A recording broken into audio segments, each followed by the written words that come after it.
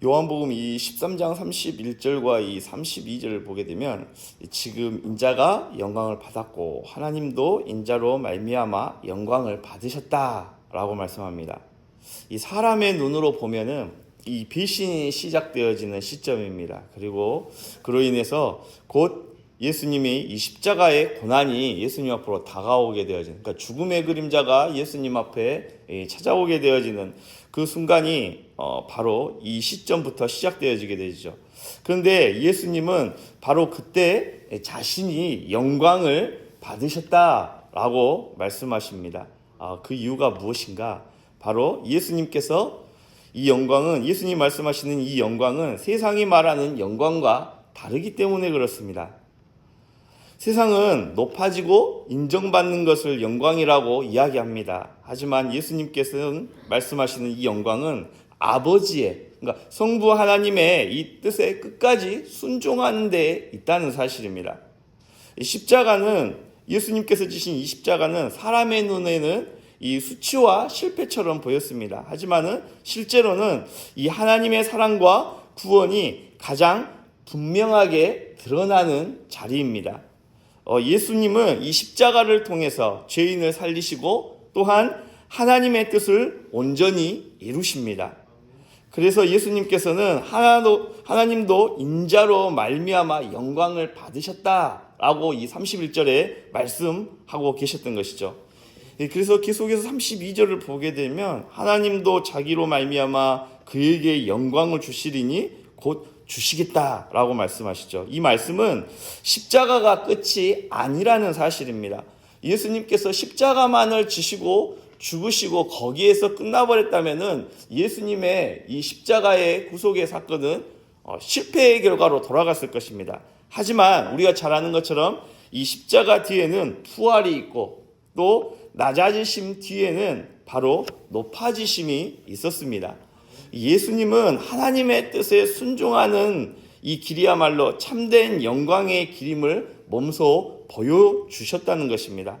그러므로 이 십자가는요, 이 실패의 길이 아니라 바로 영광의 길인 것입니다. 지금 이 예수님께서 바로 예수님 십자가를 지신 이 길이 영광의 길이다 말씀하셨다는 의미가 바로 여기에 있는 것입니다. 이처럼 영광의 길에 대해 말씀하시던 예수님께서 이어서 제자들에게 이어서 계속 말씀하십니다. 작은 자들아, 내가 아직 잠시 너희와 함께 있겠다. 이 말씀은 장차 그들 곁을 떠나실 것에 대해서, 예수님께서 떠나실 것에 대해서 말씀하시는 건데요.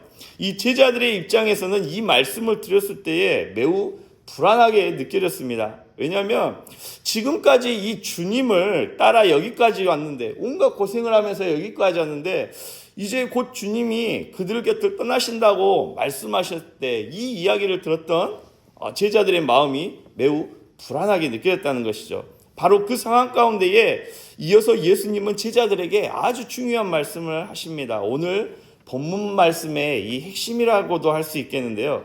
이 요한복음 13장 34절부터 34절부터 35절까지의 말씀이 바로 그 말씀입니다. 우리 34절과 35절 말씀 우리 성도님들께서 읽겠습니다.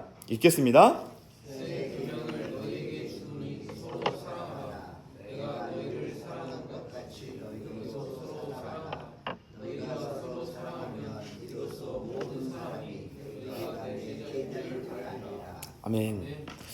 이 굉장히 절박한 순간이 다가오는 이러한 시점에 바로 그때에 지금 예수님께서 제자들에게 남기신 당부가 있습니다. 그게 무엇이냐? 바로 서로 사랑하라는 말씀입니다. 예수님이 떠나신 뒤에 제자들은 이 세상 가운데에 남겨지게 되어집니다.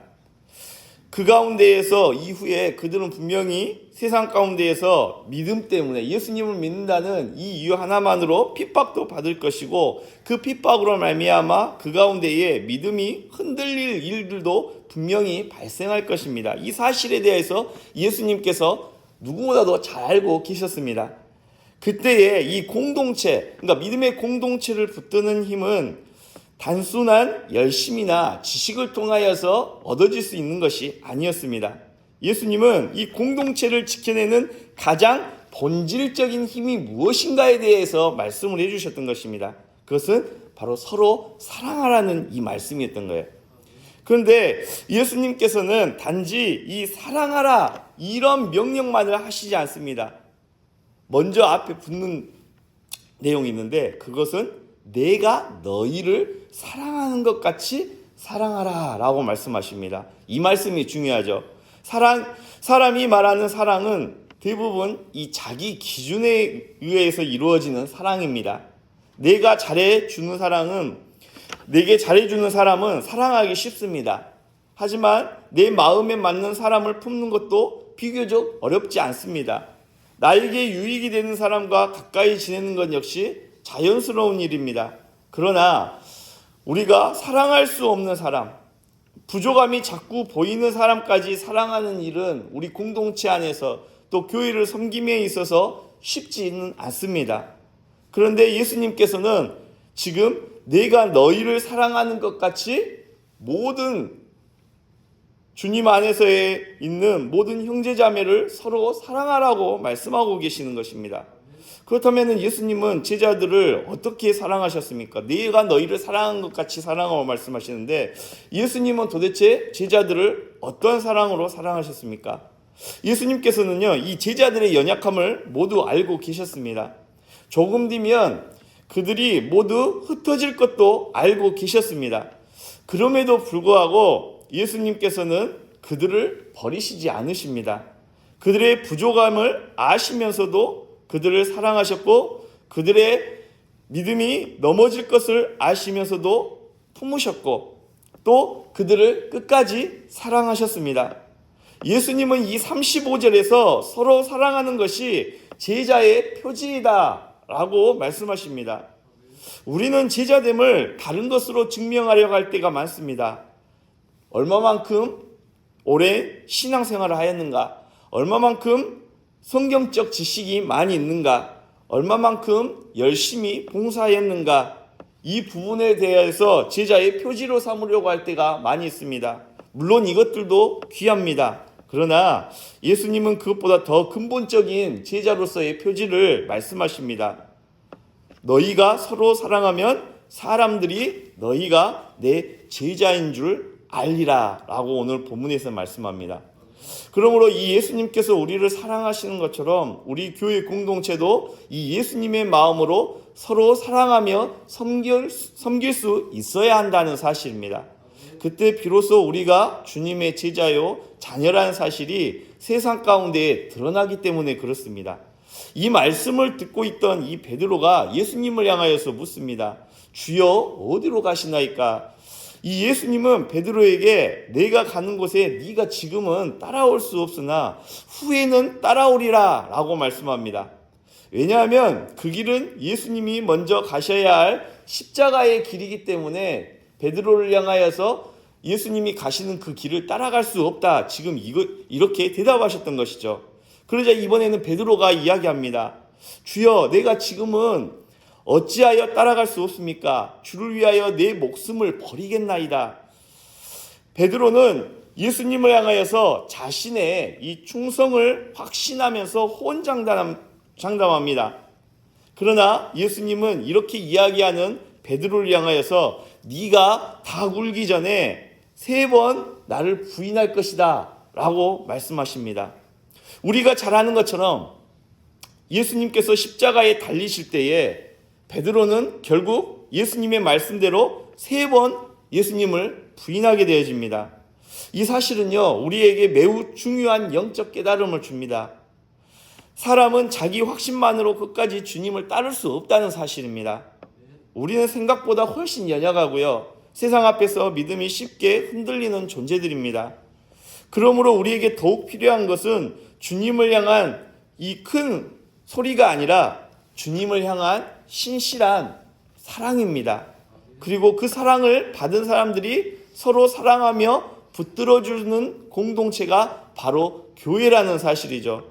주님은 오늘도 우리에게 말씀하십니다. 내가 너희를 사랑한 것 같이 너희도 서로 사랑하라. 너희가 서로 사랑하면 이로써 모든 사람이 너희가 내 제자인 줄 알리라 라고 말씀합니다. 우리의 믿음과 신앙이 말로만 드러나는 것이 아니라 우리의 모든 관계 속에서 이 주님의 사랑으로 나타날 수 있기를 바랍니다. 특별히 우리가 교회의 공동체를 섬김에 있어서 내 옆에 있는 나와 함께 믿음 생활을 하고 있는 예수 그리스도를 섬겨가는 이러한 아름다운 믿음의 공동체의 지체들을 진심으로 주님께서 우리를 사랑하셨던 것처럼, 주님께서 나를 사랑하셨던 것처럼 내 옆에 있는 형제 자매를 진심으로 사랑할 수 있는 그런 믿음의 공동체로 우리 교회가 세워지기를 바랍니다. 형제 자매요, 예수 그리스도 안에서 한 피바다 한 몸 이룬 형제 자매라고 우리가 입술로는 쉽게 고백을 하고 그렇게 이야기를 하면서 살아가지만, 실제적으로 우리가 신앙생활하면서 교회를 섬겨감에 있어서 이 그리스도의 사랑을 실천해가는 것은 참으로 어려운 것 같습니다. 우리의 힘과 결단과 의지와 노력으로는 주님의 사랑을 우리가 몸소 행할 수가 없다는 사실입니다. 하지만 이러한 연약한 공동체를 사랑하시고 우리의 연약함을 너무나 잘 아시는 바로 우리 안에 내주하고 계시는 성령께서 우리로 하여금 그 성령을 의지하며 나아갈 때에 우리 교회 공동체 안에 진정한 그리스도의 사랑으로 함께 연합하는 그러한 아름다운 믿음의 공동체로 우리 교회를 세워 가실 것입니다. 때문에 매일매일 삶 가운데에 우리가 이 성령의 은혜를 강구하면서 주님 앞에 기도하며 나아갈 수 있기를 간절히 바랍니다. 그때에 우리 공동체가, 믿음의 공동체가 서로 사랑함으로 주님의 제자됨을 세상 가운데에 증거하는 교회가 되어질 줄 믿습니다. 이 시간 우리가 이렇게 주님 앞에 기도하며 이 새벽 나아가는 귀한 은혜가 있기를 간절히 바랍니다. 기도하겠습니다. 사랑하는 주님, 오늘 말씀을 통하여서 제자는 말이 아니라 사랑으로 드러난다는 사실을 다시 한 번 더 깨닫게 하여 주시니 감사합니다. 우리는 입술로는 주님을 사랑한다고 고백하면서도 이 삶의 자리에서는 남들을, 내 옆에 있는 형제 자매들을 쉽게 판단하고 또 쉽게 상처 주고 쉽게 사랑을 거두어 버릴 때가 많았음을 고백합니다. 주님, 이러한 연약한 우리의 모습을 불쌍히 여겨 주시옵소서. 주님, 베드로의 연약함이 단순히 베드로의 한 사람의 연약함이 아니라 그 모습이 우리의 모습임을 발견하게 되어집니다. 우리도 결심은 쉽게 하지만 실제 삶에서는 자주 넘어지고 우리의 믿음이 흔들릴 때가 많이 있음을 고백합니다.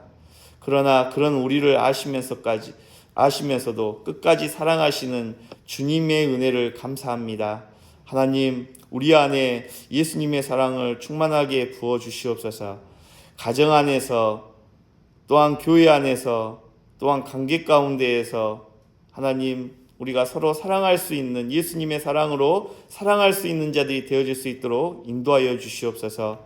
내 마음에 맞는 사람만을 사랑하는 자가 아니라 모든 관계 가운데에서 주님의 마음으로 사랑으로 품을 수 있는 자들이 되어질 수 있도록 인도하여 주시고, 또한 그렇게 사랑으로 섬길 수 있는 믿음의 사람들이 되어질 수 있도록 인도하여 주시고, 이 믿음으로 주님의 몸된 교회의 공동체를 섬겨갈 수 있는 우리 모두가 되어질 수 있도록 인도하여 주시옵소서.